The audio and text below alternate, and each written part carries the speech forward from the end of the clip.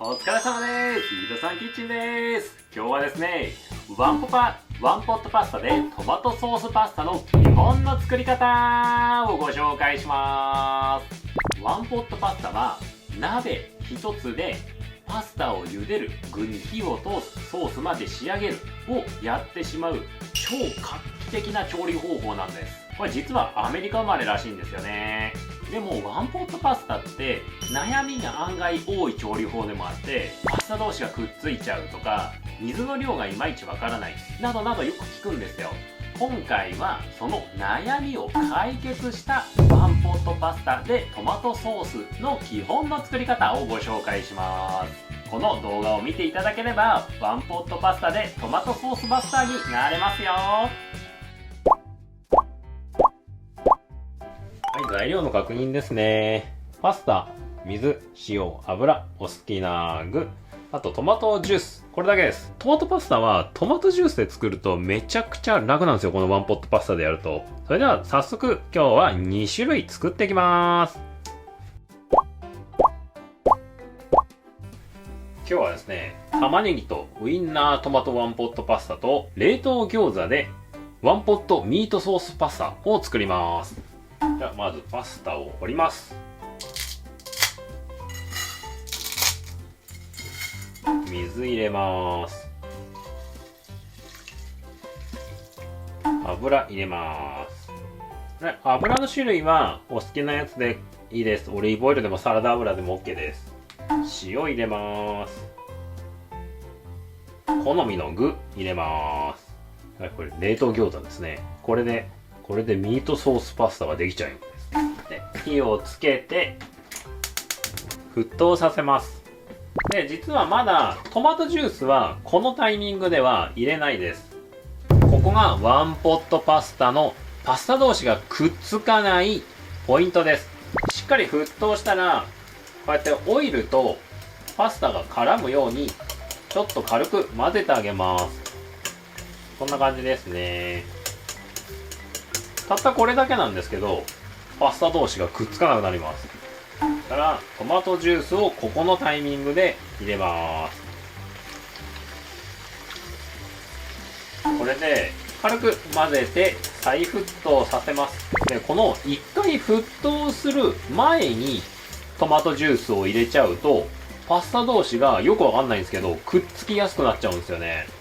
なのでパスタを1回沸騰させてからその後にトマトジュースを入れると、これでパスタ同士がくっつかなくなります。さらに再沸騰したら火加減をごく弱火です。もう消えちゃうかなっていうぐらいの火加減です。こっちもごく弱火です。蓋をします。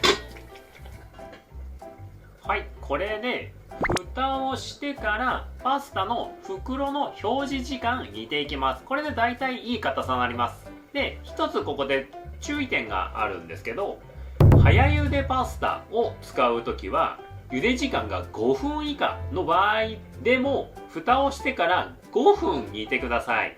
そうすると具にも火が通るしパスタにも火が通るし綺麗に仕上がります。これ3分とかっていう早茹でパスタを3分で僕作ったことあるんですけど、やっぱ具に火が通らなかったりとかやっぱちょっと失敗しちゃったので5分煮てください。それではしっかり煮ていきます。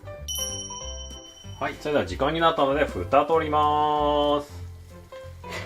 いい感じに仕上がってます。こっちミートソースの方はここで餃子をこうやって崩しちゃいます。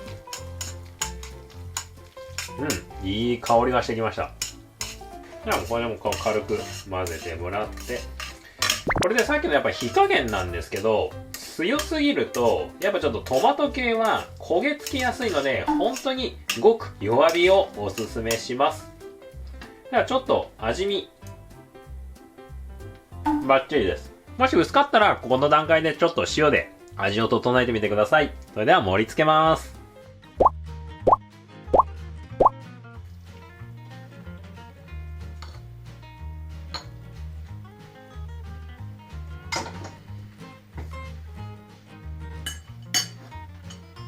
どうぞ召し上がれ。召し上がれって出した割にはそのままキッチンでいただきます。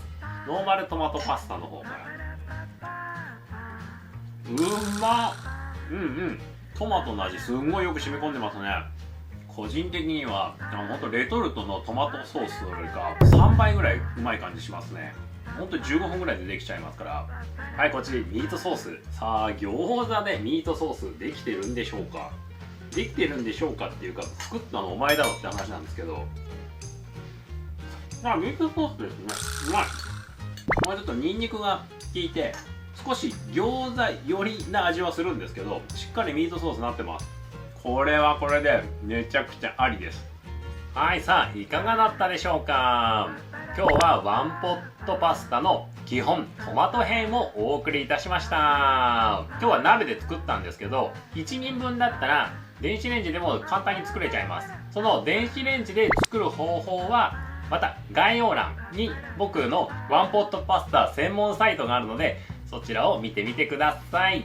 あと残すはクリーム編を次回お送りしたいなと思います。今度はワンポットパスタでカルボナーラと基本のクリームパスタを作ろうと思ってます。ぜひお楽しみにお待ちいただけたら嬉しいです。最後までご視聴いただきありがとうございました。それでは次の動画でお会いしましょう。